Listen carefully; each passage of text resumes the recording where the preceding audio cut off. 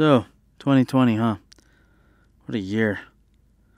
Man, I could only imagine if did 2020 cancel on your plans. I mean, who didn't get their plans canceled? Does anybody even remember what they did in the beginning? Was it the worst year of your life, or perhaps the best? Well, I definitely remember moving to Calgary in late December. Although it was in 2019, I count it as a 2020 memory.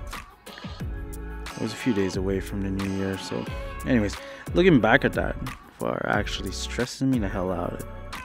It took a while to actually settle in. It was hard to find a job. I was probably jobless for 5 weeks. I was nearly scraping the bottom of my pockets to get by. I was having a hard time sleeping as well, but oh geez. But hey, I got through it. Especially for the fact I got to write in mid-January, so yeah, we all know writing is therapy. Things turned out for the better, however. I managed to get a job, full-time job, and I was just relieved that things were going back to normal, back on track. When things started to get aligned, I was invited to film the motor show here in Calgary.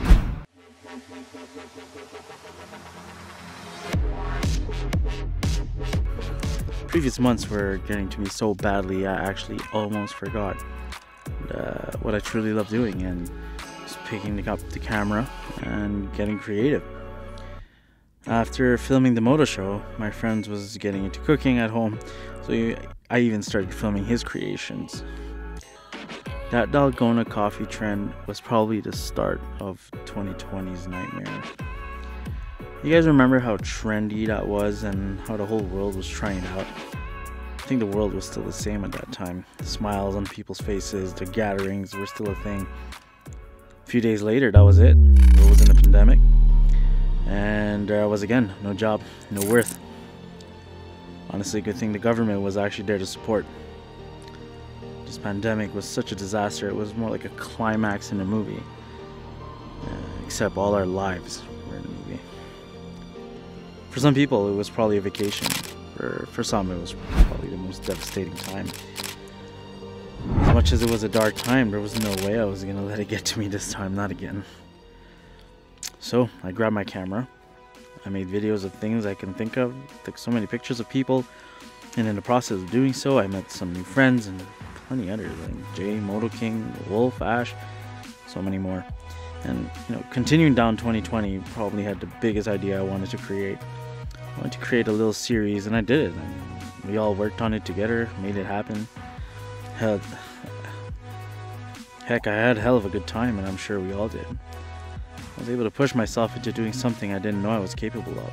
From there, I discovered that I needed to improve on some skills, and that's how we grow as a person, right? We live and we learn, we move forward and never step backwards, right?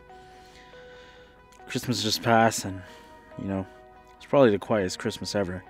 No gatherings, no family over. Whoever you lived with, that's who you were spending Christmas with. Not more, not less. It's definitely not a bad thing at all. We all know that the holidays are a special time when everybody gets together and celebrates together.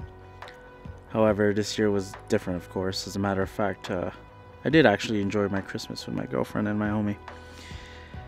And now it's the new year. Saying all of this made me realize 2020 wasn't so bad after all. Thank God for cameras as I document my yearly timeline. But just to say, I'm thankful for the ones who are close to my heart. Without them, this would have been a shitty year, and hell, gotta be thankful that I was able to put food in my stomach and have a cozy home. So if you ask me again, 2020 was, no matter how bad it was, just think about what you already have and how it makes you feel. You'll realize it wasn't so bad. That's 2020 for me, and I'll see you guys all in 2021.